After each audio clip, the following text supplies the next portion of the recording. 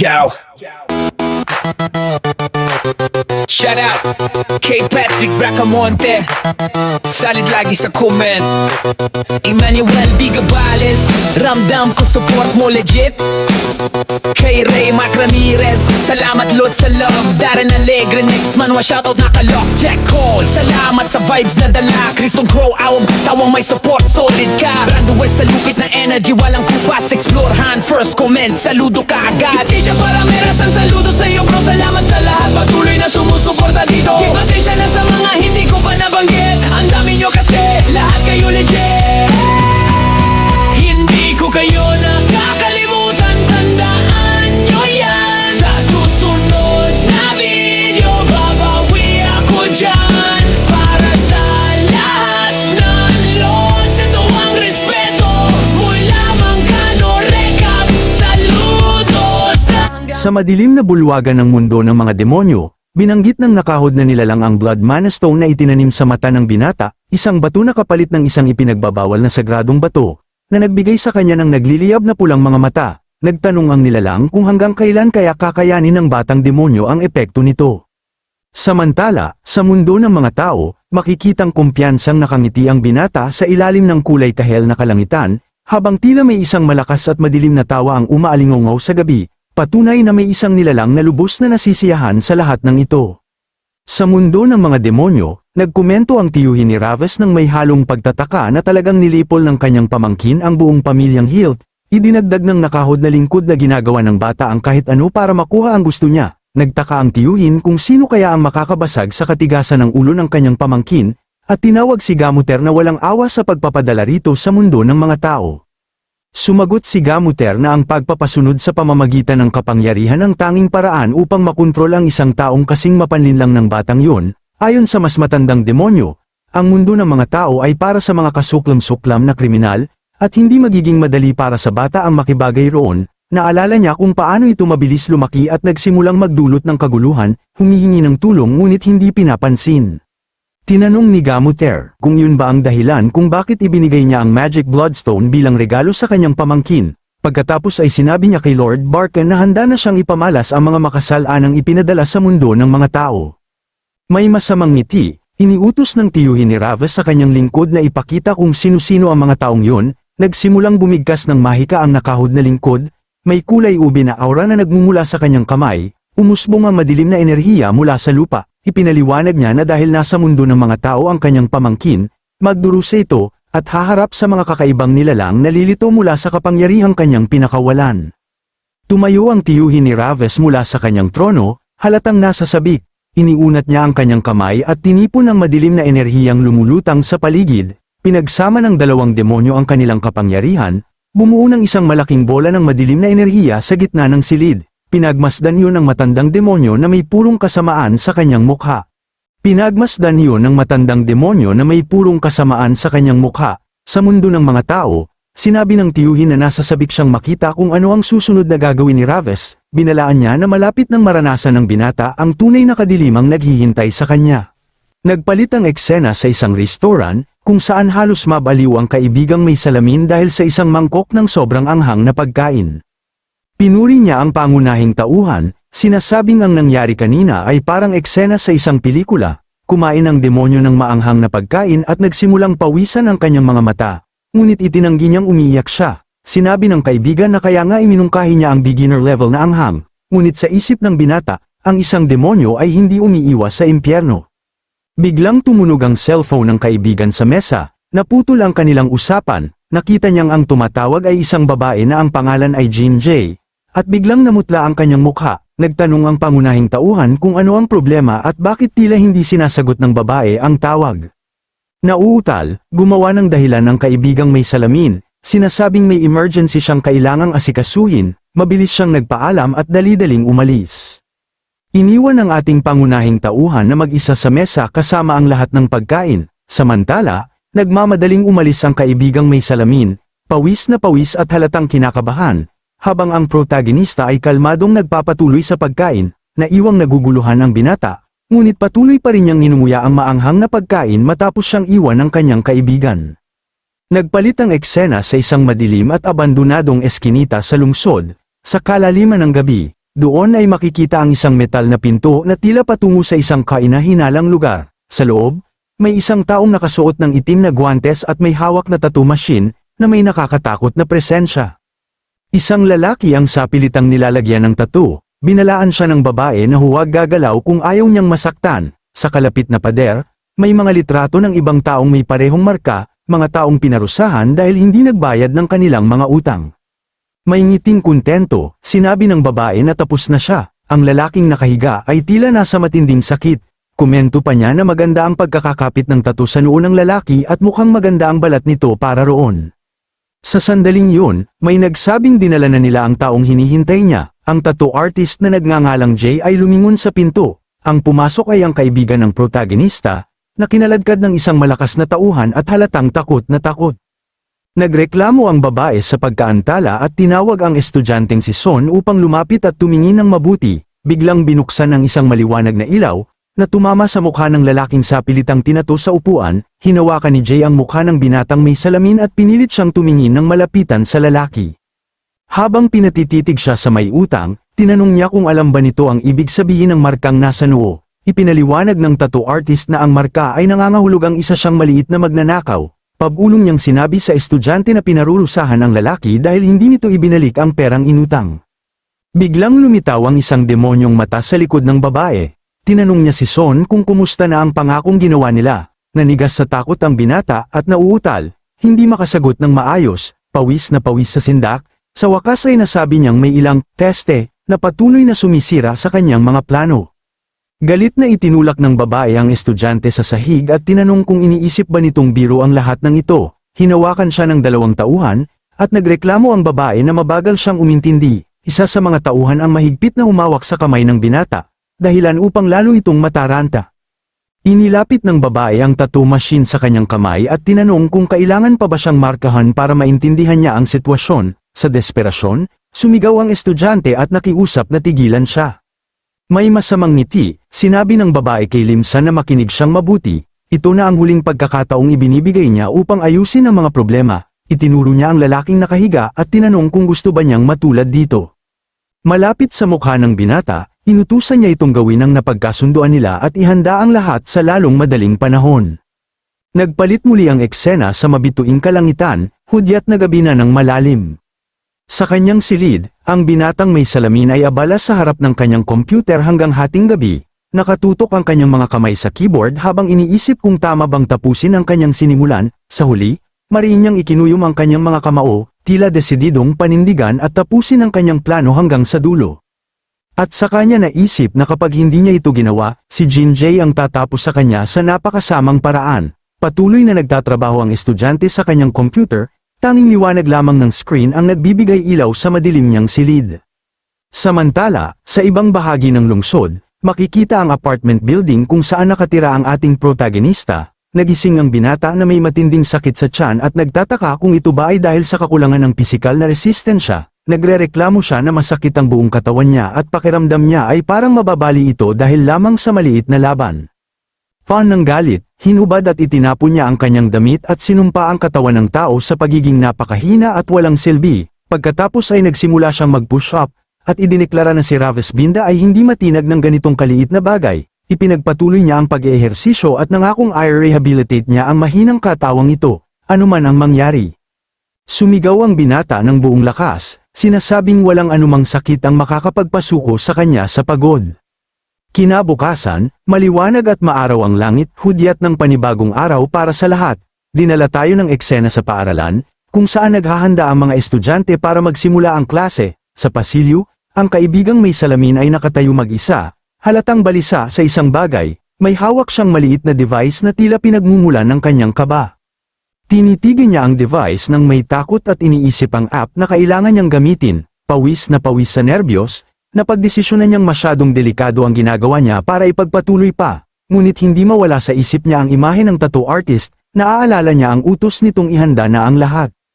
Sa kasalukuyan, nanatiling nakatigil ang binata sa hallway, hindi alam kung anong desisyon ang gagawin. Mariin niyang ikinuyom ang kanyang kamao habang desperado niyang iniisip kung ano ang susunod niyang hakbang. Biglang hinawakan ng protagonista ang kanyang balikat mula sa likuran, dahilan upang mapatalon siya sa gulat. tinanong siya ng demonyo kung ano ang problema at kung bakit siya labis na natakot sa kanyang pagdating. Humarap ang binatang may salamin sa kanyang kaibigan, nanginginig pa rin at pawis na pawis sa kaba. Sa sandaling yon, naisip niyang humingi ng tulong kay Mino para lutasin ang kanyang mga problema, ngunit agad din niyang inalis ang ideyang yun, hindi niya pwedeng idamay ang kanyang kaibigan. Iniisip niyang kahit gaano pa kalakas ang kanyang kaibigan, delikado itong masangkot kay Jean J. Determinado siyang protektahan ito at hindi hayaang masaktan pa. Biglang may isang babaeng may pulang buhok ang bumangga sa kanila. Naamoy ng protagonista ang isang pamilyar na amoy. Nang bumagsak ang babae sa sahig, sigurado ang binata na naamoy na niya ang amoy na iyon dati.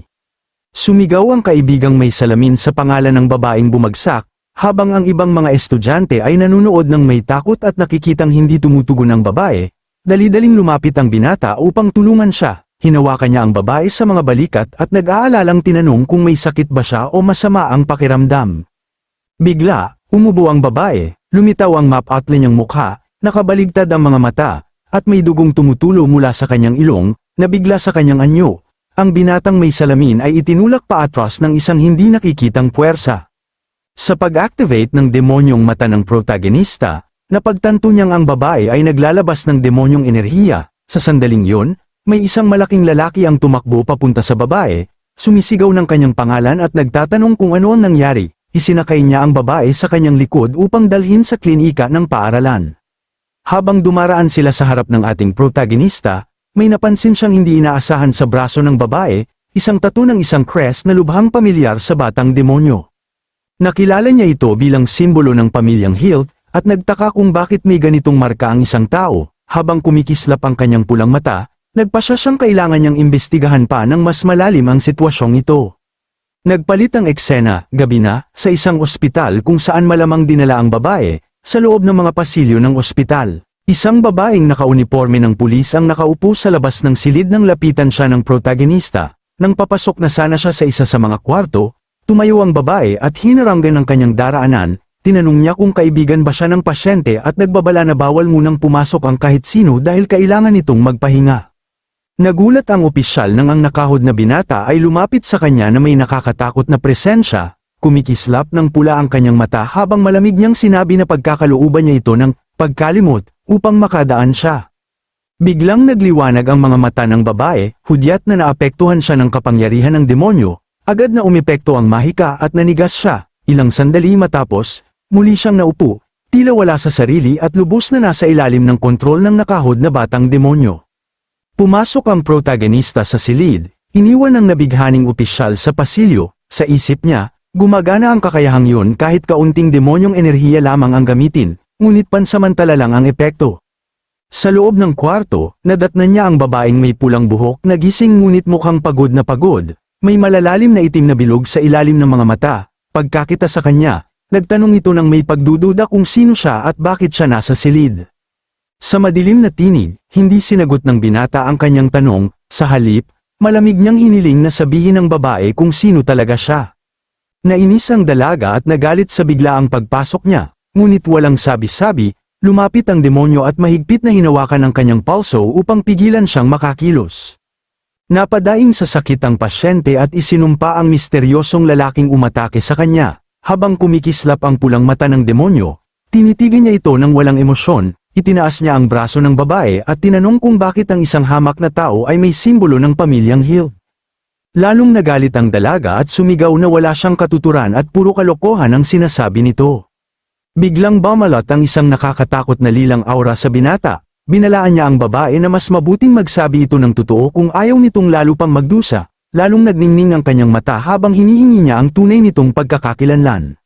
Sa matinding takot at presyon, nanlalamig ang pasyente at nagsimulang pagpawisan, hindi alam kung ano ang sasabihin. Nauutal sa sindak, sinubukan niyang ipaliwanag ang sitwasyon sa demonyong nasa harapan niya, ngunit biglang may isang madilim na anino ang lumitaw sa likuran niya, at napaisip ang dalaga kung isa ba itong demonyo. Lumapit ang bida sa babae sa loob ng ospital at, habang may nagbabantang tingin, inutusan niya itong ibulalas ang lahat ng alam nito. Nanginginig sa takot ang babae at sumigaw na wala siyang alam. Habang binabanggit ang pangalang Jay, ibinunyag niya na para makasali sa isang gang, kinailangan niyang magpalagay ng tato, at kapalit noon ay bibigyan siya ng mga tableta. Pagkatapos nito, hinawakan ng nakahod na binata ang kanyang pulso at napansin ang isang kakaibang amoy na nagmumula sa babae.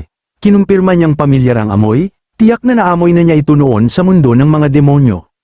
Lumipat ang eksena sa mundo ng mga demonyo, kung saan ang isang binatang nagngangalang Raves ay nagsindi ng sulo sa pader. Mula sa itaas, makikita ang isang bilog na tore, may nagtanong kung saan patungo ang munting demonyo, at isang demonyong may maitim na salamin ang nagbabala sa kanya na bawal ang lugar na iyon.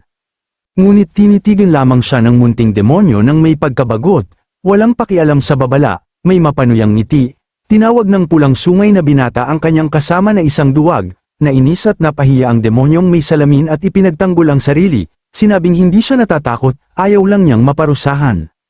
Sinabihan siya ni Raves na umalis na, ngunit hindi siya makaalis at sinabing hindi niya pwedeng iwan si Raves mag-isa dahil tiyak na mapapahamak ito. Nag-aalala, tinanong ng kaibigang may salamin kung gaano pa sila lalalim sa mapanganib na lugar na iyon.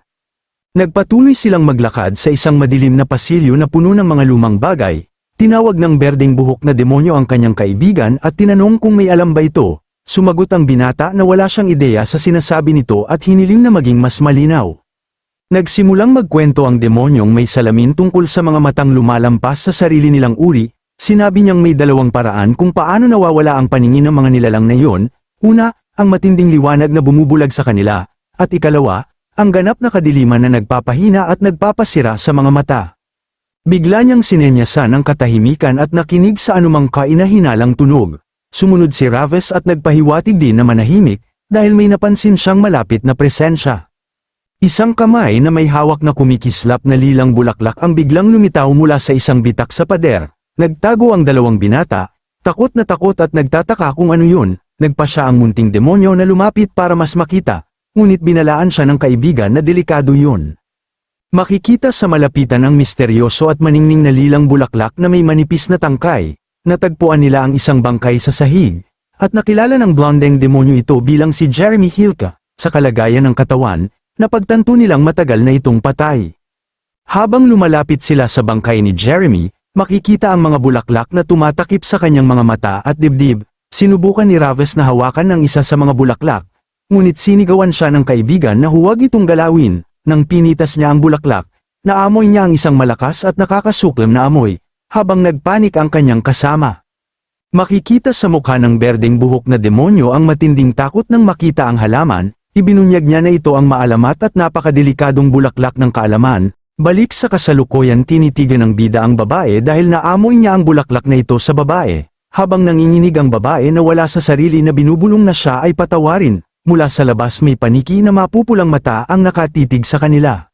Biglang lumitaw ang isang madilim na nilalang na may kumikislap na pulang mga mata at nagsabing inaabangan niya ang mangyayari.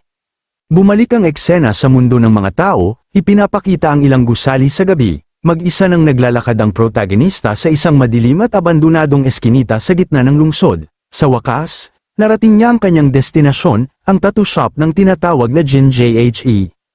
Pinagdugtong-dugtong ng nakahod na binata ang lahat ng pangyayari at napaisip kung nagkataon lamang ba ang lahat ng ito. Sa ibang lugar, makikita ang isang palatandaan ng emergency exit sa pasilyo ng isang gusali.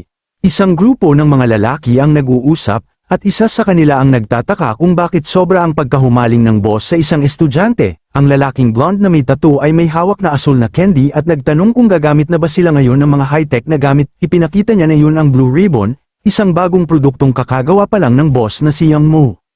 Binalaan siya ng kanyang kaibigan na mag-ingat sa mga posibleng side effect. Ngunit wala itong pakialam, hindi iniintindi ng blondeng lalaki ang mga panganib, ang gusto lang niya ay makaramdam ng sarap. Biglang dumating ang bida, nakilala agad ng hooded figure ang amoy at ang tattoo sa leeg ng lalaki, ang Hilga Crest. Mukhang lutang ang blondeng lalaki, habang pinapanood siya ng kanyang kasama na may bakas ng pag-aalala sa mukha. Lumapit ang hooded young man sa grupo at tinanong kung kay Jin Jae ba nila nakuha ang kanilang mga tattoo. Lumapit ang isang gang member nang may pangungutya at tinanong kung kaibigan ba siya ng tattoo artist. Agresibo nitong hinablat ang mukha ng bida, humihingi ng respeto. Sa sandaling yun, nagliyab ng matindi ang mata ng ating bayani sa kulay pula, ipinapakita ang kanyang galit, biglang nagsimulang mabaluktot ang mga daliri ng blondeng lalaki sa kakaibang paraan. Sa isang mabilis na galaw, binali ng hooded figure ang braso nito at ibinagsak siya sa sahig. Natigilan ng iba sa kanilang nakita, nakahandusay ang blondeng lalaki sa sahig, ganap na natalo, at hindi makapaniwala ang kanyang mga kaibigan sa kanilang nasasaksihan. Sumigaw ng galit ang pangalawang gang member, gustong malaman kung sino ang nagpadala sa lalaking naka-hoodie. Walang sinabi ang ating bayani at naghanda siyang magpakawala ng suntok diretso sa mukha ng kalaban, sa hindi kapani-pani walang bilis, pinakawalan niya ang isang mapaminsalang suntok na agad bumali sa ilong ng kanyang kalaban. Ang ikatlong tauhan na nakasuot ng suit ay napasigaw sa takot nang makita ang pagkatalo ng kanyang mga kasama, habang dalawa ang nakahandusay sa sahig, sumigaw ang huling kalaban na tapos na ang bida, ngunit tila wala itong epekto sa kanya. Sumugod ang bayani patungo sa huling gang member upang tapusin ang laban, nang walang pagkakataong makadepensa, tinamaan siya ng hooded young man ng isang malakas na suntok na tuluyang nagtapos sa labanan. Habang lahat ng henchmen ay nakahandusay na sa sahig, nakatayo ang bida sa gitna ng hallway, ngunit may isang huling kalaban na biglang lumitaw mula sa likuran na may hawak na kutsilyo, handa para sa isang sorpresang pag-atake. Dahil sa kanyang pinahusay na pandama, naramdaman ng hooded young man ang panganib at nakaiwas sa huling segundo. Nang hindi binibigyan ng pagkakataon ng kalaban, gumanti siya ng isang eksaktong sipa sa mukha. Matapos ma-neutralize ang lahat, nilapitan niya ang isa sa mga nakahandusay upang interogahin. Sa isang nakakatakot na titig, tinanong niya kung nasaan ang tattoo artist na si Jin Jae-hee. Ang blondeng lalaki na unang natalo ay inutusan ng kanyang mga tauhan na tapusin ang nanghihimasok. Biglang nagkulay itim ang kanyang mga mata at nanumpang wawakasan ang ating bayani. Nagulat ang hooded figure nang maramdaman ang demonic energy ng kalaban na biglang lumakas ng husto. Sa isang mabangis na sigaw, ang blondeng lalaki na tila sinapian ay walang kontrol na sumugod upang atakihin ang bida. Napansin ng bida ang pagbabago sa galaw ng kalaban at napaisip kung pinahusay ba ng substansya ang kakayahan nito. Sa hindi inaasahan, natisod ang bida sa natambo na kalaban, dahilan para siya ay bumagsak na walang laban sa sahig. At sinamantala yun ang nagbagong blondeng lalaki, tumalo nito sa ere upang isagawa ang huling, napakawasak na pag-atake. Inipon niya ang suntok na puno ng demonic energy, direktang tina-target ang nakabuwal na bida. Ngunit hindi natakot ang hooded figure, hinarap niya ang paparating na atake ng buong kaseryosohan, nagliyab ng matindi ang kanyang pulang mata, senyales na handa siyang lumaban gamit ang buong lakas niya. Lumipat ang eksena sa tanawin ng gabi. Sa ibang lugar, isang binata ang humihingi ng paumanhin sa isang grupo, sinasabing hindi pa raw handa ang app. Ang boss na nakahiga sa sofa ay nagreklamo, sinabing ilang beses na niyang narinig ang parehong dahilan at gusto na niya ng resulta. Isang henchman ang nagulat na nahuli na nila ang traidor na naglilihis ng supply ng Blue Ribbon. Ang lalaking bihag ay nanginginig sa takot at nagsimulang sumigaw, sinasabing nagkamali lang siya at nagmamakaawa na patawarin ang kanyang buhay. Humihingi siya ng isa pang pagkakataon at nanunumpang hindi na muling magkakamali. Tahimik lamang ang boss at ang kanyang mga tauhan, pinapanood ang desperasyon ng bilanggo. Kinuha ng leader ang isang bouquet ng asul na rosas mula sa florera, unti-unting nalanta ang mga bulaklak sa kanyang kamay at nagbago anyo, naging matalas at mapanganib. Nabigla ang traidor at lalo pang pinagpawisan habang nasasaksihan ang kakaibang eksena, patuloy siyang nagmamakaawa, luhaan at nanginginig. Ngunit tila walang saysay ang lahat, nang mapagtanto niyang malapit na ang wakas niya, napasigaw siya sa matinding takot at desperasyon. Itinaas ng purple-haired boss ang nagbagong bulaklak na ngayon ay nagliliwanag ng lilang enerhiya, sa isang mabilis na galaw. Ginamit niya ito upang parusahan ng malupit ang nakaluhod na lalaki, na milipit sa sakit ang bilanggo sa sahig, sumisigaw habang pinaparusahan dahil sa kanyang pagtataksil.